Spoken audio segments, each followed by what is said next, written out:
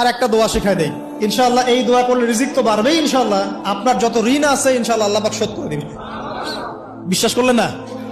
এই দোয়া শিখাই দিচ্ছি, এই জন্য আমাকে হাদিয়া দেওয়া দরকার, স্পেশালি আমাকে এখন হাদিয়া দেওয়া দরকার। এটা গুরুত্বপূর্ণ দোয়া শিখাই দিচ্ছি। আলী রাদিয়াল্লাহু আনহু বলেছেন, কোন ব্যক্তির যদি পাহাড়ের সমানও ঋণ থাকে, এই দোয়া যদি আমল করে আল্লাহ পাক ওই ঋণও শোধ করে দিবেন ইনশাআল্লাহ।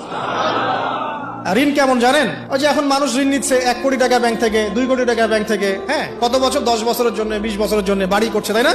তার ধারণা এমন যে সে মারা গেলে তার ঋণটা কেউ না কেউ শোধ করে দিবেই দিবে, তাই তো? আর আল্লাহ রসুল কি বলছেন দেখেন, একজন মারা গেছেন, নবী সাল্লাল্লাহু আলাইহি ওয়াসাল্লামের সময় একজন মারা গেছেন। তো নবী করিম সাল্লাল্লাহু আলাইহি ওয়াসাল্লাম বলছেন, এই ব্যক্তির কি কোনো ঋণ আছে? একজন সাহাবী বলেন, হ্যাঁ ইয়া রাসূলুল্লাহ, তো ঋণ আছে। নবীজি বললেন, তোমরা ওর জানাজা পড়ো, আমাকে ডেকো না, তোমরা ওর জানাজা পড়ে নাও, আমি জানাজা পড়তে চাচ্ছি না। আমি এখন কেমন করে আপনাকে বুঝাবো ঋণ কত ভয়ঙ্কর জিনিস?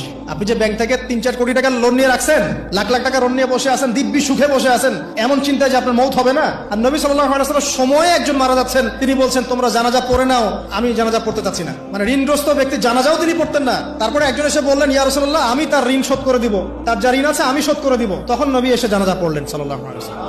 তো আপনার এই কোটি কোটি টাকা ঋণ শোধ করার লোক তো রেডি আছে নাকি? আছে না?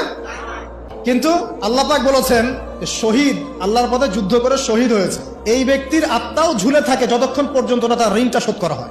এবার বলেন আমি কি বুঝাবো আপনাকে? আর কিছু বলতে হবে? তো এখন সেই দোয়া শিখাচ্ছি আপনাদেরকে, যে দোয়া শিখলে আপনারা ঋণ থেকে বাঁচবেন ইনশাআল্লাহ। আমার সাথে বলেন, দোয়াটা হচ্ছে আল্লাহুম্মা ইকফিনি বিহালালিকা আন হারামিকা ওয়া আগনিনি বিফদলিকা আম্মান সিওয়াকা।